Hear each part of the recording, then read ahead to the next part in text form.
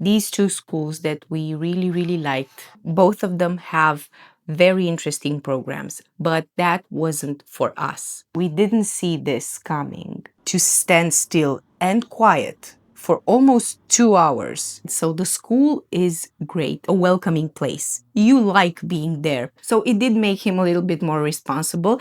School is not boring, and I was shocked because we had so many concerns and we were so worried. This thing where he gets upset, he just gives up and he puts his head like this. Is it hard? Yes. This is a huge pro for us.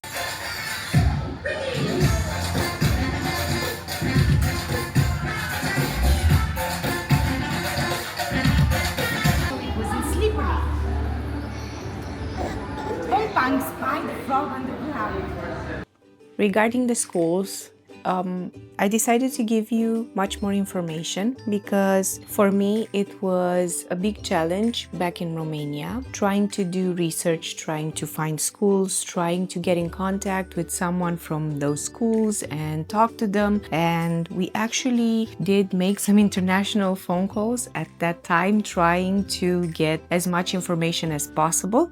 But even when we were in Romania, we settled on these two schools that we really liked, and those were FPT and Skyline. Now, because Casti didn't learn any Vietnamese prior to our decision to move here, we decided to enroll him for some classes, some Vietnamese classes at the Vietnamese embassy in Bucharest. And he did attend those lessons for the whole summer program. I think it was about 2 months, 2 or 3 times a week. And unfortunately, it didn't go so well for him. He would rather play, and yes, he was surrounded by all his Vietnamese friends there, and everyone was trying to learn, but it's more of a flexible summer school rather than a disciplined one. So he didn't learn much Vietnamese, but it was our first attempt at enrolling him in some Vietnamese classes. Upon arriving here, the first thing we did after finding a house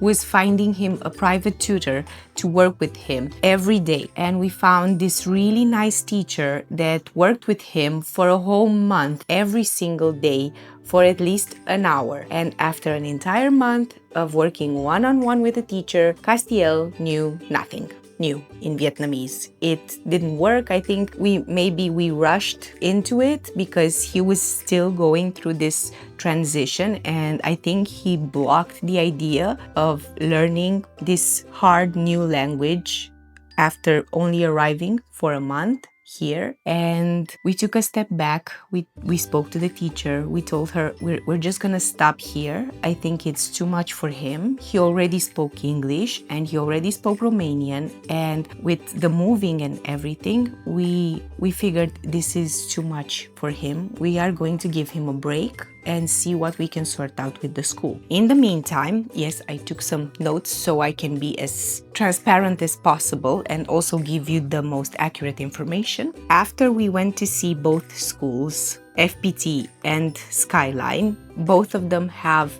very interesting programs. I know Danang is up and coming, and there are plenty more schools and options to go for. You have Montessori kindergartens and school, you have full English schools, you have international high schools, and plenty of options for homeschooling, but that wasn't for us. We had decided that Castiel, actually both our children, were going to learn Vietnamese if we were going to live in Vietnam. It was optional back in Romania, and Castiel would have learned it at some point, but it became mandatory the moment we decided to come here. I myself am taking Vietnamese lessons, and I am trying my best to learn the language as best as possible because I do plan to live here long term, so it's part of getting integrated into this nation to learn the language.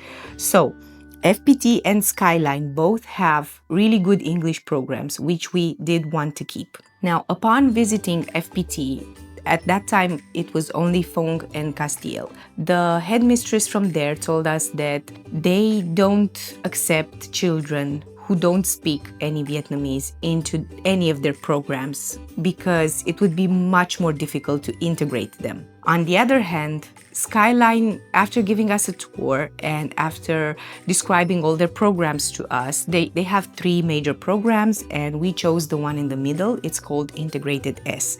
But what they did offer us as a starting point for Castiel was him to attend their summer school. And we paid for it and we took Casti every day for the entire summer to school. Did that help?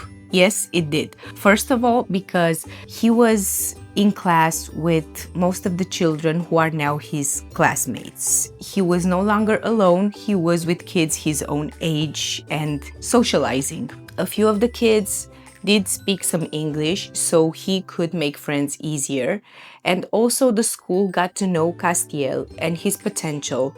And after summer school, they did some sort of test and they decided to accept him and we could enroll him in first grade starting in autumn. That was great news for us and Casti was improving. He still doesn't speak Vietnamese with us in the house, but his teachers did let us know, and they do let us know on a weekly basis, that he is improving. He still needs help, so we are now trying to find him another tutor to work with him online so they can help with some private lessons. But he is reading really well in Vietnamese. He's reading in English and he's doing really good with all his school activities. Now, some paperwork that we needed to have with us, and both schools were asking for them, is the vaccination book. We have some vaccination books for both our children, and all the schools here that we visited, at least, they asked for this vaccination book. And also another major thing, both of our kids have dual citizenship. I don't know if they enroll in Skyline, if they enroll children who do not have citizenship. I know that there are some foreign children. Even Casti has a friend in school that has a mixed family, just like we are, but also the children have dual citizenship. So if you don't have citizenship, you should ask beforehand what is the criteria to be accepted in one of these schools if it's of interest to you. Like I said before, they have 3 programs and all of them have English as a main source of education. But in the Vietnamese, the basic program they have, the Vietnamese language is used more than the English language. Then there's the middle one, the integrated S that we chose, which has 60-40% usage of languages, 60% English, 40% Vietnamese. And then there's the third program that has a bigger percentage of English and even less for Vietnamese. I think it's like 80-20, 80% English, 20% Vietnamese, but I am not sure. But all this information is on their website, so you can just log in and check out their programs. Some pros and cons for Skyline or Vietnamese schools in general, because for us, even though we focused a lot in Romania in searching for the best school for us, it was still a culture shock for us to see how school actually goes in Vietnam. We did want a school that would offer a full day program, because in Romania he was going to school from 8 a.m. to 12 p.m. and then he would come home, rest, do his homework, and that was it. Whilst here at Skyline, he goes to school at 7:30 in the morning and he comes back home around 5 p.m. So he's in school all day.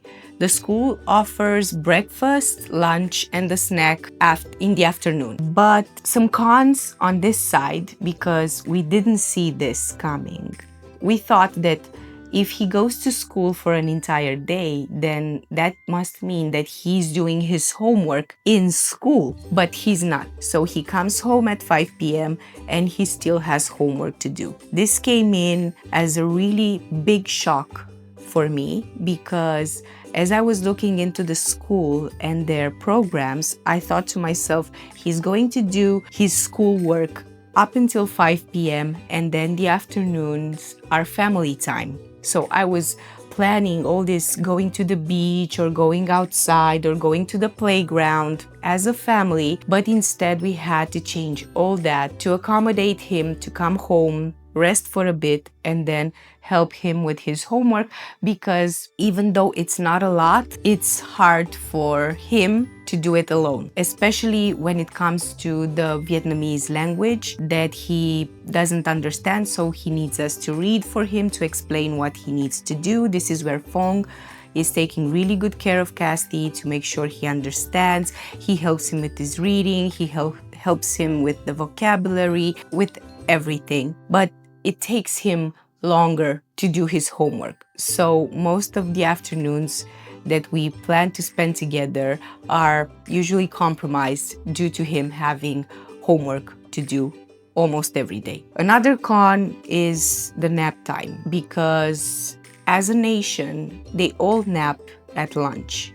And those who don't actually sleep, they stay on their phones, but they take a break. And my son hasn't had a lunch nap since he was 4 years old. So coming here and being forced to nap came as a shock to him, because we never forced him to sleep, and here he's being forced to sleep.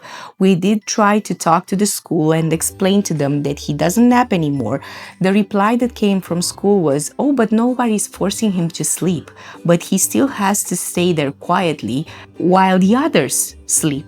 Now, from my point of view, asking a 6-7-year-old child to stand still and quiet for almost 2 hours among sleeping children is insane. But they refuse to accommodate him either in the library or in the classroom, to let him read, to let him do his homework. So for this time alone, because like I said, this is a transition year for us. We are testing the waters. Next year, when we draw the line and we see the pros, the cons, whether we like it, whether it's worth it, then we'll make a final decision. But for now, our only option to get him out of the lunch nap is to go to the school, pick him up, bring him home, and then take him back to school after lunchtime so he can continue his classes, which is nearly impossible for us to do as well, because in that time we're usually at home with Kai and we take advantage of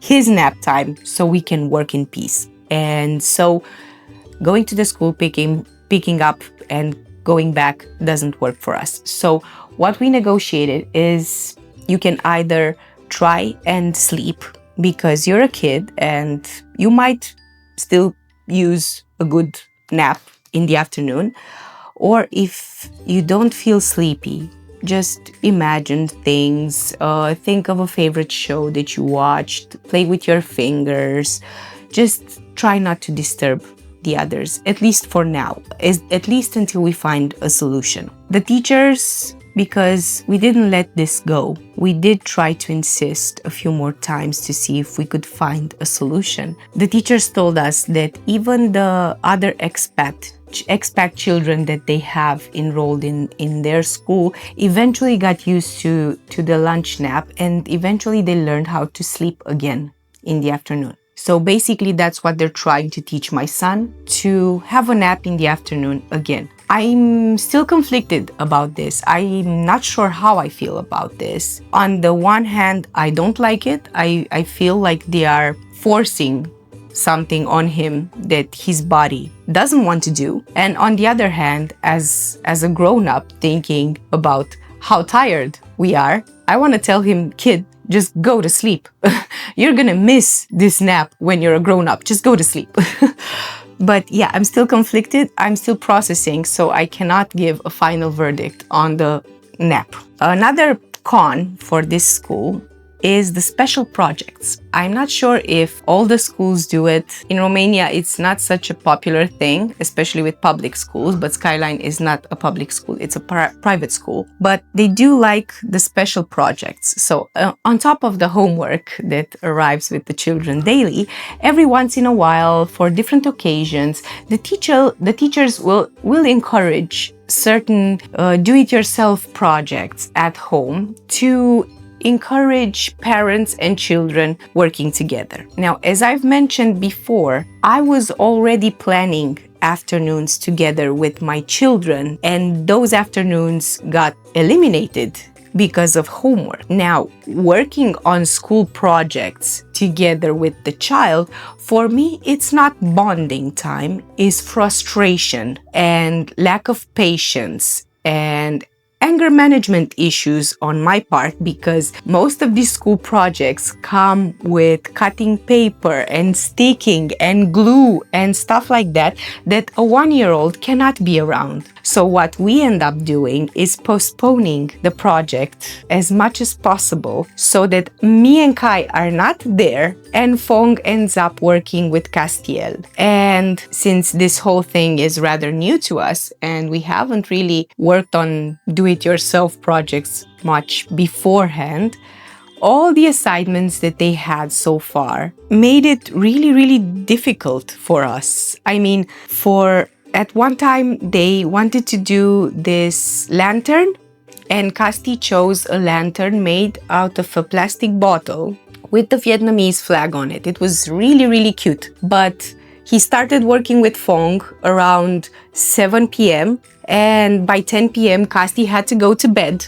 because it was his bedtime. And Fong actually spent 2 or 3 more hours working on it alone to have it ready for the next day. It was the same again with another project that again they started doing together, but Fong ended up finishing by himself. So in my book, that's not really bonding time. Do you see where I'm coming from? Do you see why the frustration, the anger, the school should mind the school and the parents should mind the life after school and come up with their own projects. Yeah. Another con, and this one hits harder because, again, it comes with a culture shock, is less vacation time. Back in Romania, vacation is divided throughout the year. Yes, they have the summer vacation, which is almost 3 months long, but they also have a couple of weeks for winter, a couple of weeks on Easter. They have another vacation in winter. It's called a winter break. So parents can go with their children to skiing or to the mountains, just enjoy the snow. While here, they do not celebrate Christmas. They will have one day, I think it's the 25th of December. They do not celebrate Western New Year's, so they will have one day, I think it's the 1st of January. And there is no winter break. I think there's 5 or 7 days for Tet, for the Chinese New Year. And that's it. They have public holidays, like 1 or 2 days throughout the year, depending on when they fall into the week. But that's it. And then the summer vacation, which is, I think, 5 weeks. 5 or 6 weeks. I might be wrong, but it's shorter than in Romania. Now, for us, we are trying to make it work. We are trying to do this transition as best as we can. We are also learning on the way. For Christmas, we will plead with the teachers to understand that we come from a culture where Christmas is celebrated at home and that we need to be together as a family and not break tradition suddenly. We don't care that much about New Year's, but Christmas is a time where Castiel knew that he was home with me. We were baking cookies, we were making the tree, we would listen to carols, and he would enjoy hot chocolate and spending time with us and feeling all Christmassy. So for Christmas, we did decide to speak with the teachers and see if we can get him out of school, not for 2 weeks, but at least the 24th till the 26th, so he can stay home with us and make Christmas happen. So those were the cons. Let me talk to you about the pros, because eventually they do end up weighing a lot more. Everything I've mentioned so far is something that can be overcome in time. So he'll get used to the homework because it's good for him. It's not bad for him. He's still learning Vietnamese. So all the extra work, although it's a pain right now, it will improve his language skills, and that's important. The faster he learns, the faster he'll do his homework in the future. So yeah, the con would become a pro in time. Nap time, it will never be bad for him. It gives his body a chance to take a break. We got used to working on stress and in survival mode for so long that I came here, watched the Vietnamese people take a step back and actually take their time to give their body a chance to rest. I forgot how to do that, and I think my kid should actually learn from that. Now, with the special projects and the less vacation time, I think with time we can manage something. At some point, I think that I could even buy certain things just to make up for that time. I understand where the school is coming from, and I know that not all parents are involved in their children's lives, and the school is trying to encourage it. But with a family like ours that does all this stuff together, and we are very united as a family, and we do like to do all sorts of activities. We do like being outdoors. We do like going on excursions. We like visiting, and we like traveling and trying new experiences. So we already have a system in place, and this kind of ideas kind of collide with what we have in place. And I'm still bothered by it, but in time, I'm sure I can figure something out. Now, the pros, as I was saying, first off, the environment. So the school is great as a facility, the building is really beautiful, the facilities are great, and it's really a welcoming place. You like being there. People, the teachers, even the teachers have uniforms. I love the uniforms. Not the best choice of colors, white pants on kids. Ugh, bad combination. I don't think those pants were white after he first went to school. I think from day one, those pants were never white ever again. No matter what type of bleach I tried, they just weren't white anymore.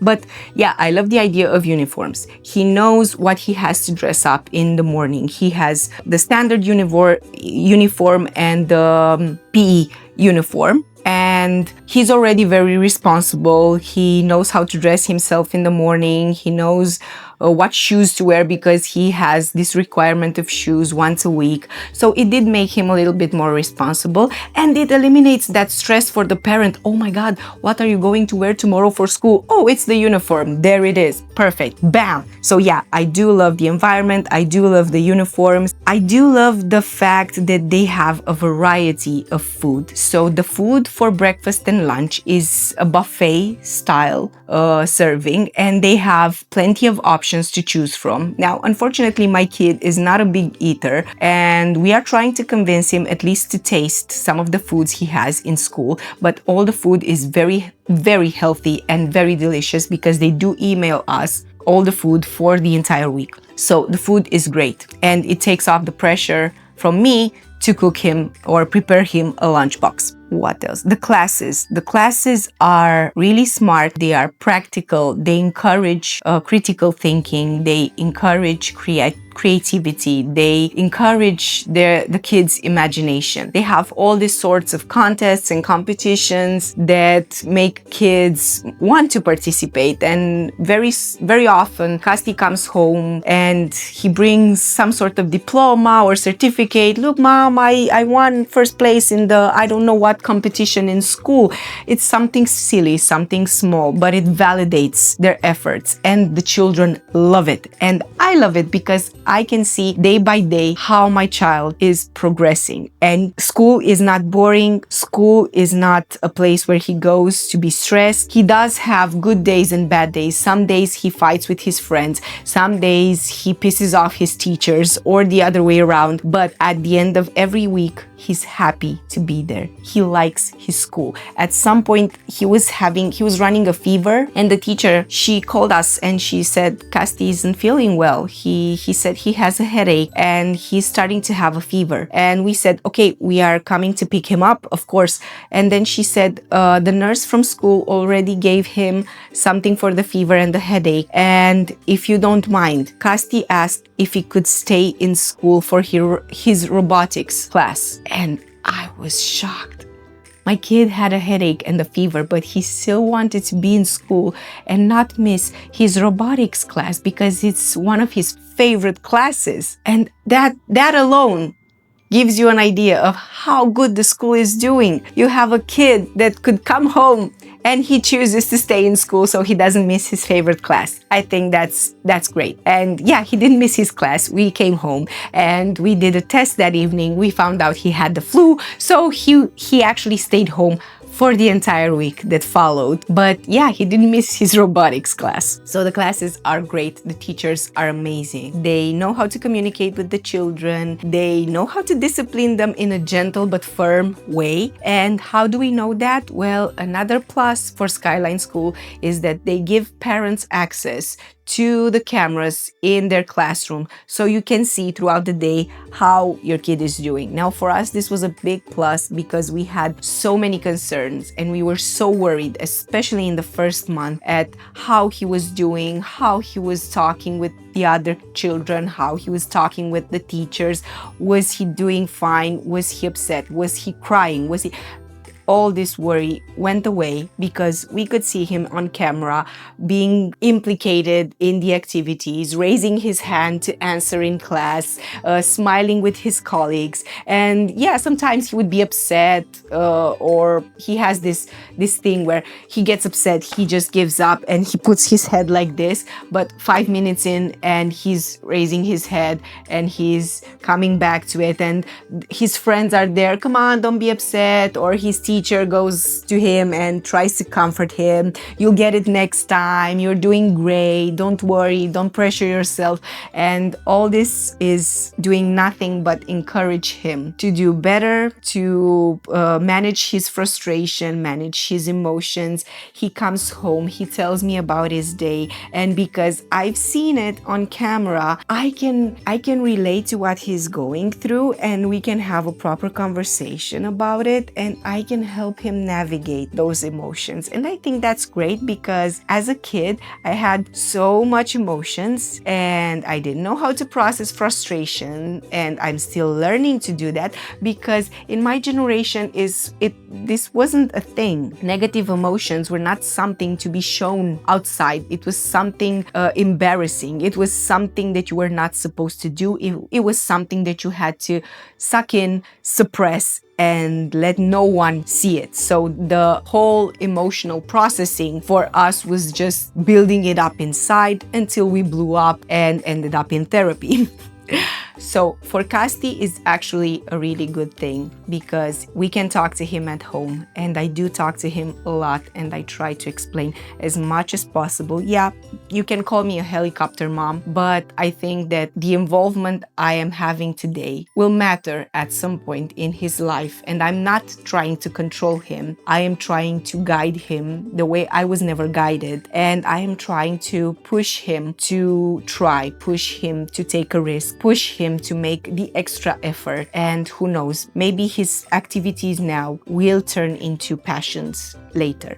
So as a personal conclusion about the school here, is it hard? Yes.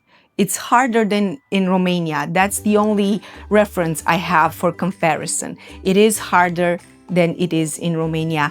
It's different than it is in Romania. It offers a lot more than a traditional public school offers in Romania. But again, we are talking about a private school. So the classes he has here in Vietnam were not accessible for him in Romania. So again, this is a huge pro for us. And I am very happy that we could give him this opportunity here. And for us, it's a big win. And we hope that next year when we draw the line and when we talk to him, I really, really hope that he's going to say, Mom, with all of this, I really like this school and I would like to continue going here. So I hope this information helps you in your research about schools if you're planning to move here. And this was our experience so far. If anything, if you have any other questions, you can post them in the comments and we'll come back with the information for you. Bye!